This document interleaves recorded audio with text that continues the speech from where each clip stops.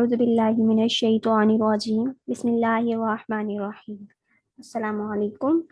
حضرت ہود علیہ السلام کی امت جو عاد کہلاتی تھی وہ اللہ تعالیٰ کے عذاب سے ہلاک ہو گئی تھی، اور اس میں باقی بچے ہوئے لوگ پھر سے آباد ہو گئے۔ ان کی اولاد بڑھتی گئی، انہوں نے اپنا نام محمود رکھا۔ یہ لوگ بھی آہستہ آہستہ بت پرستی کرنے لگے اور برے کاموں میں پڑ گئے، تو اللہ تعالیٰ نے ان کے پاس حضرت صالح علیہ السلام کو نبی بنا کر بھیجا۔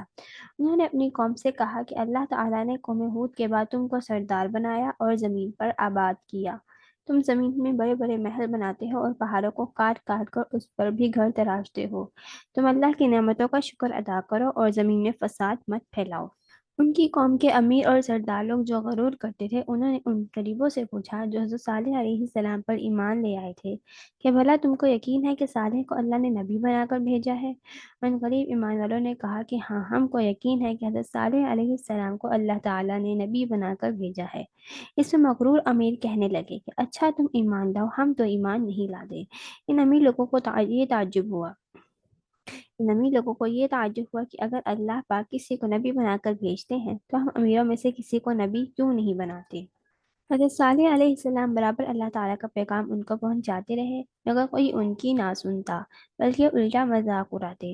بلکہ آخر میں ان لوگوں نے فیصلہ کر لیا کہ حضرت صالح علیہ السلام سے کہا جائے کہ اگر سچے نبی ہیں تو اس پہاڑ میں سے اونچنی پیدا کر دیں، ہم آپ پر ایمان لے آئیں گے اور مان لیں گے کہ آپ سچے نبی ہیں۔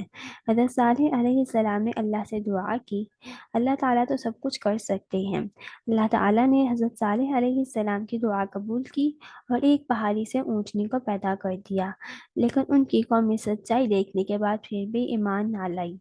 کہ اللہ کی اونٹنی ایسی تھی کہ جس چشمے پر جا کر پانی پیتی تھی سب پانی ختم کر دیتی تھی۔ اب تو ان کی قوم کے لوگ اور بھی پریشان ہو گئے۔ حضرت صالح علیہ السلام نے اپنی قوم سے کہا کہ دیکھو، اس اونٹنی کے پانی پینے کے لیے باری مقرر کر لو، لیکن دیکھو اس کو بری نیت سے ہاتھ نہ لگانا، یعنی اس کو تکلیف نہ پہنچے، ورنہ تمہارے حق میں اچھا نہ ہوگا۔ کچھ روز تک تو وہ اونٹنی کو حیرت سے دیکھتے رہے۔ ان کی قوم کے چند لوگوں نے مشورہ کر کے اونٹنی کو مار ڈالا۔ حضرت صالح علیہ السلام کو اس کی خبر ہوئی تو آپ کو بہت رنج ہوا، اور انہوں نے اپنی قوم سے کہا کہ میں نے تم کو منع کیا تھا کہ اس اونٹنی کو تکلیف مت دینا، ورنہ تم پر جلد اللہ کا عذاب آئے گا، مگر تم نے نہ مانا۔ اب تم لوگ اپنے گھروں میں 3 روز اور مزے کر لو، اس کے بعد اللہ کا عذاب آئے گا جو تم سب کو ختم کر دے گا۔ چنانچہ ایسا ہی ہوا۔ اللہ تعالیٰ نے حضرت صالح علیہ السلام اور ان لوگوں کو بچا لیا جو ایمان لائے تھے، لیکن جو لوگ ایمان نہیں لائے تھے، ایک بڑی ہیبت ناک اور خوفناک آواز پیدا ہوئی جس سے وہ اپنے گھروں میں اوندھے پڑے رہ گئے اور مر گئے۔ ایسا معلوم ہوتا تھا کہ کبھی یہاں رہتے ہی نہ تھے۔